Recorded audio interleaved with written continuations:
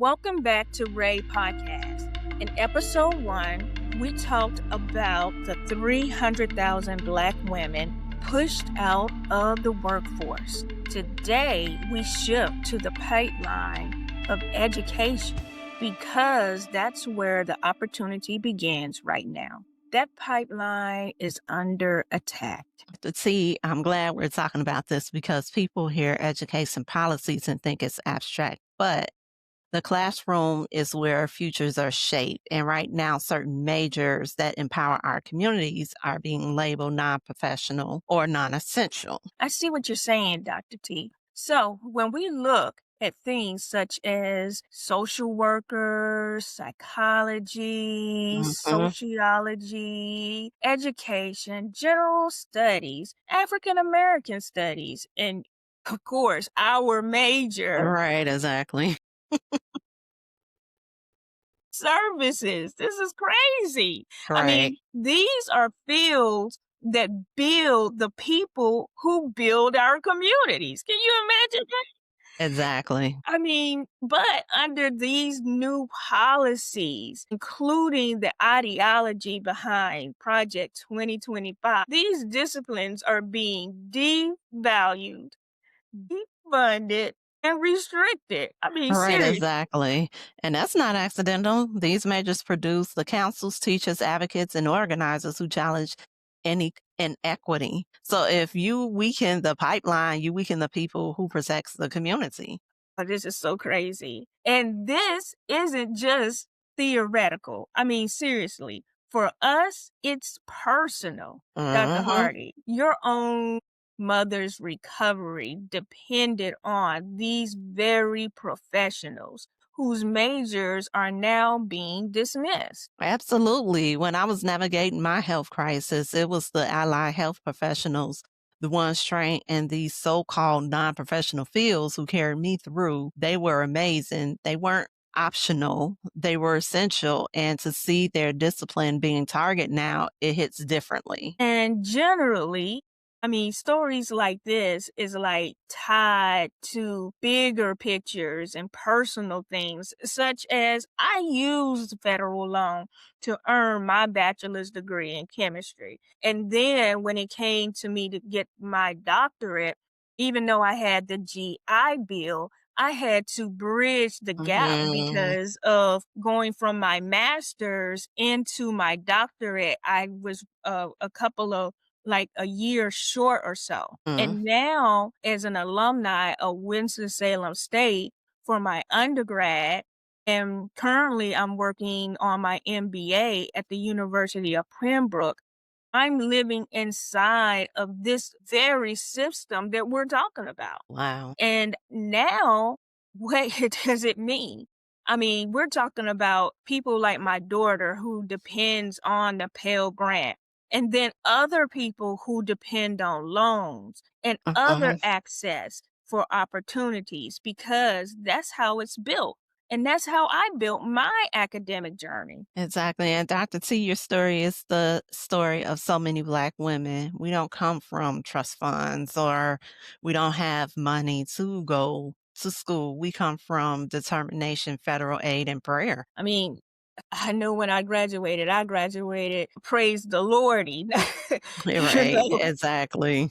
Just praise the Lordy that you can make it through with all these type of things. And that's why the Pell Grant matters. Pell is the lifeline for low income and especially for first generation students. But the proposed changes include stricter eligibility, reduced awards amount, tying aid to professional majors, not like the ones we just talked about.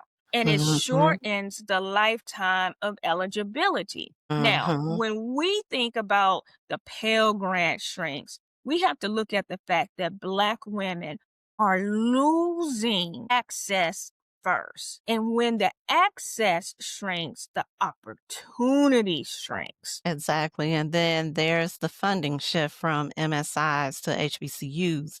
So let's be clear, HBCUs deserve every dollar and more, but The issue isn't HBCUs versus MSIs. The issue is the shrinking pie. When MSIs lose funding, they lose programs, scholarships, advice, and mental health services and stability. And when we talk about these MSIs, we're talking about schools that have diverse students, such as Pembroke, because Pembroke is a school that has a high population of tribal students. So we Mhm, have indigenous people at this school. And then we have to look at versus the HBCUs, which are predominantly Black historical campuses and colleges. And the mhm, first programs to disappear are always the same. Like I said, mm. sociology, psychology, education, general studies, ethnic studies. These fields help us to understand people and systems. And then we have DEI bans and the overturning of affirmative action. When DEI goes, scholarships go with it. When affirmative action disappears, equity disappears. And here's the part that people truly do not always understand. The overturning of affirmative action didn't remove race from admissions, it removed equity from admissions. And the thing is, people feel that equity is all about color and things like that. But I heard like a conversation where they were saying that if it wasn't for equity, where traditional schools may have been based, maybe J.D. Vance may not have made it into the school that he went to. Wow. Every time affirmative action has been overturned at the state level, the same pattern shows up. Black and Latino enrollments drop, white and Asian enrollments stay stable or increases. Grad program support become less diverse. Leadership pipeline shrinks. And think about this, when campuses become less diverse, the climate becomes more hostile. Microaggression increase, isolation increase, retention drops. And the students who feel it the most are the ones who already carry it the heaviest loads. Dr. T, I see it in the students and families I work with. When you take away DEI and affirmative action at the same time, you're not just removing programs, you're removing belonging.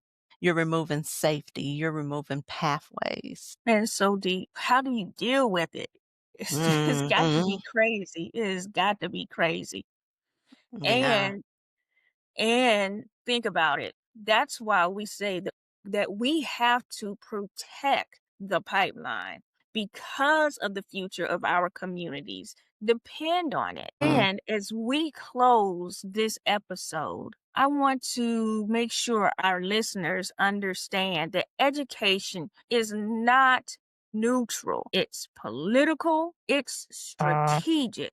And right now, it's being reshaped in a way that threatens access to opportunity and the legacies, and especially amongst Black women. And if we don't protect the pipeline, we're going to lose our future leaders. We're going to lose healers, teachers, and advocates our community depends on. We can't afford that loss. Dr. T, would you lead us through this next affirmation, please? Of course, my education, my voice, and my journey are worthy. I walk in rooms my ancestors dreamed of, and I create pathways for those who follow. Thank you, ladies and gentlemen, for joining us this evening for this second episode in our three-part series.